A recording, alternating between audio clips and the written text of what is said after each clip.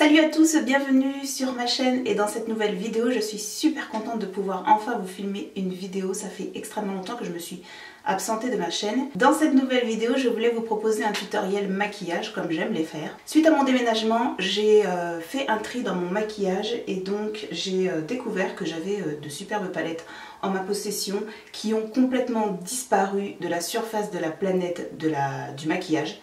Parce qu'on n'en entend plus parler du tout. J'en ai pas non plus des milliers et des cents, mais j'en ai quand même. Donc j'ai décidé en fait de refaire une petite série en revisitant ces palettes et en vous proposant des tutoriels maquillage pour justement se redonner cette envie, cette passion que l'on avait pour ces anciennes palettes qui sont dans nos tiroirs et qu'on n'utilise plus du tout. Et puis surtout pour les redécouvrir. Aujourd'hui dans ce tutoriel maquillage, je vais revisiter la palette d'Urban Decay qui était la vis 2. Je n'ai que la vis 2 parce que je sais qu'il y en a 4 je crois ou 5, mais je n'ai acheté que la vis 2 parce qu'en fait j'ai très vite compris qu'en fait derrière il y avait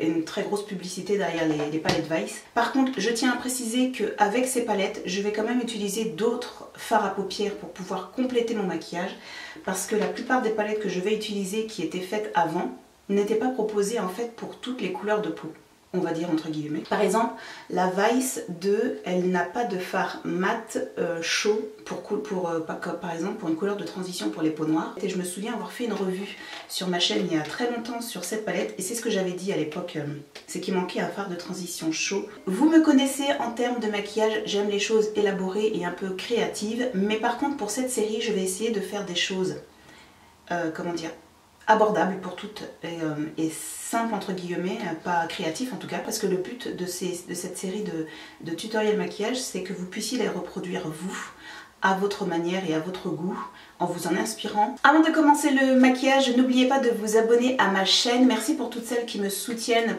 et qui continuent à me soutenir alors que j'étais absente, parce que j'ai vu mon nombre d'abonnés augmenter, ça fait super plaisir de voir que des personnes s'abonnent parce qu'elles sont intéressées par ce que je fais, donc merci beaucoup. N'oubliez pas d'activer la cloche et surtout n'oubliez pas à la fin de la vidéo de la liker. Je vais prendre la base de NARS qui est la Smudge Proof Eyeshadow Base Pro Prime. Alors j'applique cette base à paupières pour faire tenir le maquillage plus longtemps, mais aussi pour que le fard à paupières puisse mieux ressortir, que ce soit beaucoup plus vif. Je vais prendre un pinceau fluffy, donc ici c'est celui de Sigma, je sais même plus c'est lequel. E10 je crois. Je vais prendre le fard à paupières Persia de... Les filles, est-ce que vous avez remarqué mon background? Hein? On en parle de mon background? Donc pour l'instant j'ai mis un fond en test parce que c'est la première fois que je filme dans ma nouvelle maison, donc dans cette pièce studio. J'ai mis mon plaid en fond. Donc c'est un test. Si ça me plaît, je pense que je vais recommencer. Si ça ne me plaît pas, ce sera la dernière. On verra quand je vais faire le montage de la vidéo. Dites-moi ce que vous en pensez, si vous aimez ou pas. Si vous préférez quand il y a un fond tout à fait personnalisé, c'est-à-dire mon bureau. Ou si vous préférez quelque chose de beaucoup plus professionnel, ce qui est aujourd'hui le cas. Donc voilà, je vous disais, j'appliquais le fard à paupières Persia de NARS en couleur de transition. Est-ce que vous voulez que je me rapproche? Je pense que vous ne voulez pas. Si je me rapproche, ça va changer tous les réglages. C'est pour ça je pense que vous ne voulez pas que je me rapproche, parce que moi j'ai pas envie de faire tous les réglages. Alors attention avec ce fard à paupières de NARS, il est très pigmenté. Donc une fois que c'est posé, c'est foiré. Si vous en avez mis trop, c'est foiré. Ensuite, je pense que je vais mettre une base crémeuse sur mes yeux pour pouvoir refaire ressortir donc le fard à paupières que je vais mettre. Je ne sais absolument pas quel fard à paupières je vais mettre. Parce que très franchement, l'autre jour j'ai regardé cette palette et je me suis dit mais les couleurs sont sublimes. Donc par exemple il y a ce vert ici. Il y a ce gris. Vous voyez? Vous voyez? On oublie. Ça fait un joli look, hein? Le gris et le vert, ça fait un joli look. C'est sympa. Betrayal. Ah, j'ai trop mouillé. J'ai trop mouillé, on voit rien. Non mais regardez-moi ce violet magnifique, magnifique. Je sais pas si vous voyez là la caméra, il est très très beau, c'est un espèce de nude rose gold. Sublime. ce fard, c'est un vert armé pailleté avec des irisés dorés or que je n'ai jamais utilisé pour faire un maquillage. Vous voyez, c'est très beau. Il est beau.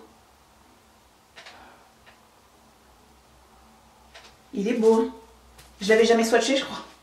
Ici, on a un fard à paupières nude pour le sourcil. On a du noir, on a du smoky, on a du nude, Cette palette est sublime, cette palette est sublime. Je pense que je vais plus me centrer vers les deux verts et le gris. Je ne sais pas ce que ça va donner, mais je pense que ce sera quand même un look de soirée. Vous doutez bien quand même que je vais faire du simple, mais look de soirée. Je me munis en fait d'une serviette, je vais vous montrer, très simple, microfibre que vous achetez à Lidl. Voilà, ça c'est des trucs qu'on utilise multi-usage. Qu'est-ce que ça marche bien pour le maquillage, pour laver les pinceaux quand vous n'avez pas le temps la semaine de faire le shampoing. Pchit sur votre pinceau, avec ça, ça part direct. C'est un truc de fou. Donc allez à Lidl vous en prendre parce que ça marche très bien. Donc je rencontre quelques difficultés à choisir ma base colorée parce que j'ai deux sticks comme ça de Kiko, le numéro 11 et le numéro 40 que j'aime beaucoup. Le numéro 40 ressemble beaucoup au fard à paupières que je vais poser sur mes yeux. Et le numéro 11 c'est un bleu vert. Le problème c'est qu'il est cassé. Donc ça c'est tous les sticks de Kiko qui sont comme ça. Et surtout je pense que je vais avoir du mal à le blender parce qu'il est quand même assez sec. Et pourtant je l'ai acheté il n'y a pas très longtemps, mais bon. Bon voilà les filles, j'ai eu une idée parce qu'en fait mon stick était vraiment très sec et je pense que j'aurais eu du mal à le blender. Donc ce que j'ai fait c'est que j'ai pris un morceau du stick et j'ai mis ma Duraline de Inglot qui est ce produit. Je le conseille à toutes les personnes qui s'amusent en maquillage. Toutes les personnes, que ce soit pro ou pas pro, c'est un produit qui vous sera indispensable et franchement qui est très utile. Donc voilà, j'ai fait un petit mélange et je vais l'appliquer au doigt. Étant donné que j'ai fait le mélange avec mes doigts. Avec la Duraline, il faut quand même aller vite, hein, parce que quand elle sèche bien. Je vais prendre un pinceau synthétique et je vais venir mélanger mon fard à paupières crème avant qu'il ne sèche trop. Je vais faire un effet smoky. Donc là, j'ai fait un petit mélange avec la Duraline. Je pense que j'en ai mis de trop.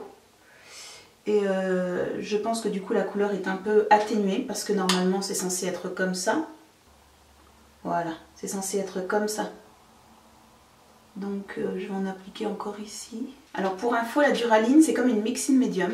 En fait c'est un produit liquide transparent qui va venir assouplir tous les produits qui se sont asséchés, les produits crème.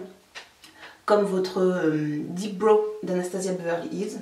Comme vos gels eyeliner par exemple. Et surtout avec la Duraline, vous pouvez faire avec des fards à paupières, vous pouvez faire des eyeliners. Ça vous oblige à abîmer votre fard à paupières, bien entendu. Alors, petite astuce, pour pouvoir faire ressortir un fard à paupières, le rendre un peu plus, comment dire, pop, un peu plus vibrant, je vous conseille d'appliquer des bases à paupières plus claires que la couleur du fard à paupières que vous avez l'intention de poser. Je vais utiliser ce fard à paupières vert armé, assez... un vert forêt en fait, même pas un vert armé, un vert forêt. Il reste du produit crème sur mon pinceau synthétique, je vais quand même l'essuyer. Donc sur ma serviette microfibre parce que j'aimerais mélanger tout ça. Donc là je vais venir mélanger mon fard à paupières irisé avec ma base. Et par la même occasion ma couleur de transition, donc le orangé que j'ai mis au début, le fard à paupières NARS. Je sens que vous voulez que je me rapproche, je sens une pression sur moi. Je sens que vous me regardez, vous dites mais elle va se rapprocher ou elle fait un tutoriel maquillage ou elle se rapproche pas? Non, je ne peux pas me rapprocher les filles, je ne peux pas. Je ne peux pas. Je suis en train de tester un fond. Voilà. Je suis en train de tester un fond dans une pièce que je ne connais pas, avec un appareil photo que je maîtrise à peine. Si maintenant je commence à changer les réglages pendant le tournage, non. Alors vous allez me détester pendant la vidéo. Mais ce sera juste le temps d'une vidéo, c'est pas grave. Ça ira mieux la prochaine fois. Je vais prendre maintenant mon pinceau fluffy que j'avais au début où j'avais appliqué mon fard à paupières orangé. Et je vais venir mélanger l'orange avec le vert. J'ai pas rajouté de matière. Hein. Pour le moment, je regarde ce que ça fait. Je vais venir rajouter de la matière, on va voir ce que ça va donner. Donc je reprends mon fard NARS. J'aimerais une couleur de transition assez uniforme, donc c'est pour ça qu'il vaut mieux y aller petit à petit. Alors là maintenant je baisse les yeux, je me regarde comme ça pour voir si mes yeux sont identiques. Cet œil là est estompé beaucoup plus haut que cet œil-là. Bien entendu, vous ne verrez rien étant donné que je ne me rapproche pas. Et je vais le faire remonter un chouille plus haut pour que ce soit pareil des deux côtés. Maintenant, ce que je vais venir faire, c'est intensifier en fait l'externe de mes yeux. Je vais utiliser le fard Poison qui est un espèce de vert foncé avec des irisés en fait dedans. Ah non, c'est un gris, j'arrive pas trop à voir c'est quelle couleur. Alors voilà, c'est un espèce de gris pailleté, il y a trop de paillettes dedans, ça ne me plaît pas. Pour un coin externe, je trouve que c'est beaucoup mieux de mettre un fard mat, ou en tout cas exempt de paillettes. Je vais prendre le fard Smoke Out, qui est un fard connu chez Urban Decay. C'est celui-ci. Donc je vais en appliquer en externe pour pouvoir intensifier l'externe de mon maquillage, l'externe de mes yeux. Est-ce que vous me suivez jusque-là?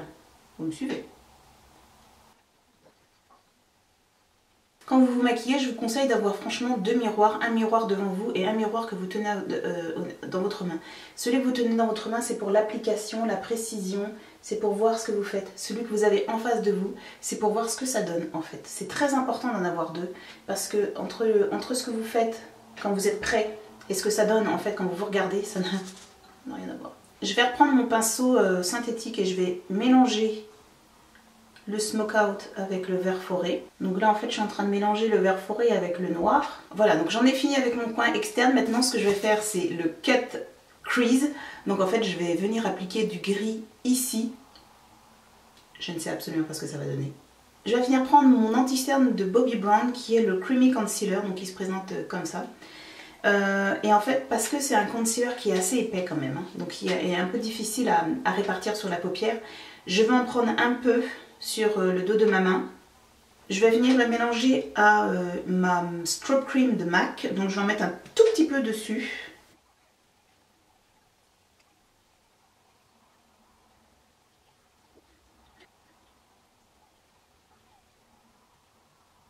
Elle est réveillée. Je l'entends qui joue avec sa tétine. Elle essaye de sucer sa tétine sauf qu'elle doit tirer dessus, du coup ça fait... Je l'entends dans la chambre. Je prends mon fard à paupières gris, voilà, avec mon pinceau avec lequel j'ai fait mon cut crease et je vais venir l'appliquer. Je pense que c'est pas le meilleur pinceau pour faire ça.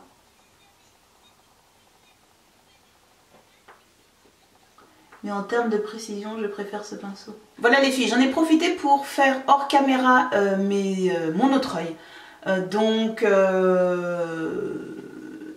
Il faut absolument que je me mette des cils et des sourcils parce que là c'est catastrophique. C'est catastrophique. Ce que je vais faire, c'est que je vais reprendre mon pinceau donc synthétique. Je vais prendre un tout petit peu de vert armé dessus. Et je vais venir mélanger le gris avec le vert armé. Que la démarcation soit moins trash, on va dire. Et je reprends un peu de gris et je vais venir estomper. Voilà, c'est beaucoup mieux. Vous voyez, c'est beaucoup plus diffus, c'est beaucoup plus joli. Bien entendu, vous ne voyez rien étant donné que je ne veux pas m'en approcher. Hors caméra, j'ai fait mes sourcils, j'ai aussi démaquillé en dessous de mes yeux et j'ai mis du mascara. Je vais maquiller mon teint. Voilà, on va maquiller le teint ou je mets les sourcils avant, c'est comme vous voulez. Ici, j'utilise la colle à faux cils Esquido, la Companion. Voilà. Qui est une colle à faux cils sans latex, comme je suis allergique au latex. Ça me fait mal aux yeux, ça fait gonfler mes yeux. Ça les irrite en fait, hein, tout simplement. Et je vais venir appliquer ma base de teint. Donc en dessous, j'ai déjà appliqué une base sous mes yeux qui est la Strobe Cream de MAC. C'est la classique. J'ai remarqué que quand je mets la Strobe Cream de MAC sous mes cernes avant d'appliquer du maquillage, le rendu est beaucoup mieux et en fait le maquillage a moins tendance à migrer dans les plis, donc c'est pour ça que maintenant je fais ça. Je vais prendre ma base de teint qui est la Tatcha Skin The Silk Canvas. Voilà, j'ai la base à paupières que tout le monde a, enfin. Et en fait je vais en mettre un petit peu, surtout parce que le maquillage, une fois que j'aurai fini de filmer, je vais l'enlever. Donc c'est pas la peine d'en mettre énormément. C'est uniquement pour vous montrer ce que ça donne sur ma peau. Alors les filles, un petit conseil quand vous appliquez votre base de teint, attendez peut-être 2 à 3 minutes, si vous pouvez même 5 minutes, ce serait bien. Si vous appliquez votre base de teint et qu'ensuite vous appliquez votre fond de teint, en fait, votre peau n'a pas le temps déjà d'absorber le produit, de le réceptionner, de le calculer, enfin de se dire c'est quoi, ok, c'est ma base de teint, voilà, je réagis de telle ou telle manière. La base de teint n'a pas le temps de faire son full job. Je vais mettre mon fond de teint avec mon pinceau donc de NARS, c'est le numéro 4. Alors la clé pour avoir un joli teint, c'est de mettre petite couche par petite couche par petite couche. N'appliquez pas 3 pompes de fond de teint parce que ça va pas faire joli, vous allez en mettre beaucoup trop. Votre peau va absorber beaucoup trop de produits, votre peau va ensuite graisser beaucoup plus vite. Enfin bon bref, ça sera pas joli, du coup le fond de teint va se décoller de votre peau parce que bien entendu il y en aura beaucoup trop. Ainsi que la poudre, ainsi que tout ce qui va avec, donc voilà. Allez-y petite couche par petite couche, voilà. Donc là j'ai appliqué une petite couche. Et je pense que je ne vais pas en mettre une autre. Parce que je vais me démaquiller juste après. Et ça n'a pas grande utilité.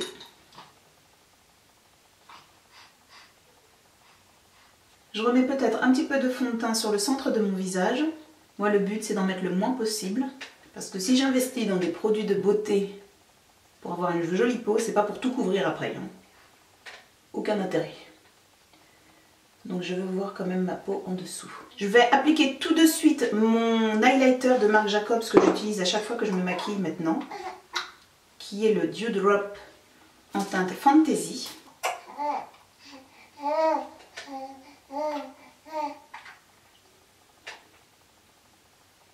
Et ma douce. Et voilà, j'en applique ici.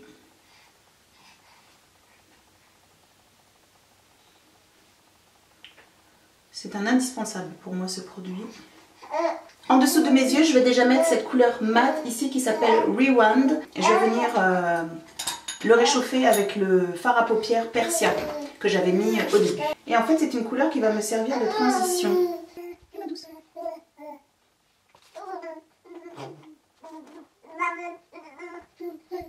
Alors ce que j'ai fini par faire, parce que en fait j'arrive pas du tout à me mettre du fard à paupières sous les yeux ce soir, je ne sais pas ce qui se passe. Peut-être parce que j'ai déjà mis le fard à paupières mat en dessous. Peut-être, sûrement. Je vais prendre un crayon vert forêt, ici c'est le Kiko, c'est un de mes crayons préférés pour marquer le dessous de mes yeux, c'est un vert forêt magnifique. Ça change tellement de prendre un vert forêt ou un bleu marine, un bleu nuit, que du noir. J'ai pris un pinceau synthétique pour pouvoir estomper la matière et je prends le même pinceau et je vais venir appliquer mon vert forêt. Donc petite astuce les filles, quand vous mettez du mascara, regardez en haut. Quand vous mettez du mascara en bas, regardez en haut. Quand vous mettez du mascara en haut, regardez en bas. J'ai pris l'anti-cerne d'Estée Lauder que j'ai appliqué par petits points parce qu'il est premièrement un peu trop clair pour moi. Deuxièmement, enfin un peu trop clair pour moi. Je n'aime pas trop quand c'est trop clair sous mes yeux, on va dire. Deuxièmement, il est extrêmement pigmenté. Regardez, c'est extrêmement pigmenté. J'en réapplique un petit peu ici et ici. Je vais prendre mon 217 de MAC et je vais venir estomper la matière. J'ai dit à ton frère, vous vous couchez à 21h. D'accord. Tu viendras lui revenir après. D'accord. Et ensuite, j'y vais à l'éponge.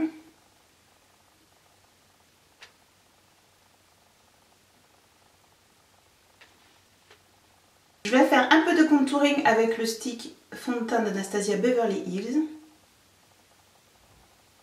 Juste ici.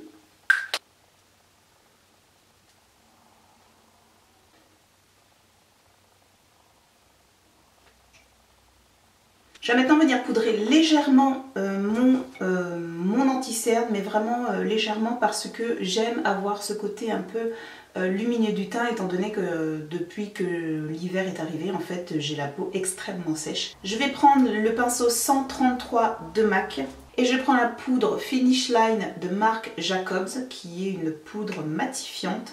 Donc j'en mets un petit peu quand même. Je vais en mettre aussi sur le nez parce que je n'aime pas briller du nez. Je vais mettre mon blush de NARS qui est le Luster. Très très beau. Très naturel. Et puis surtout très lumineux. Et puis en highlighter, en ce moment, j'ai redécouvert un highlighter de Ofra Cosmetics qui est le Blindslighter, qui était une collaboration avec Nikki Tutorial. Et en ce moment, je le redécouvre, je l'aime beaucoup. Là, j'en ai mis un peu trop. Vous voyez comme il est beau.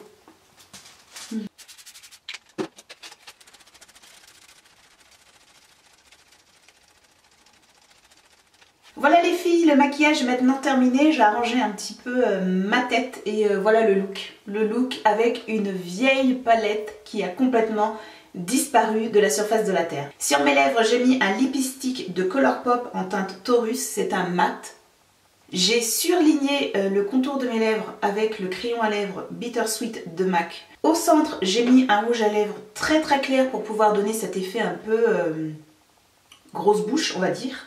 Donc c'est le numéro 40 des Lasting Finish by Kate Lipstick de Rimmel. Voilà, vous voyez, il est très clair.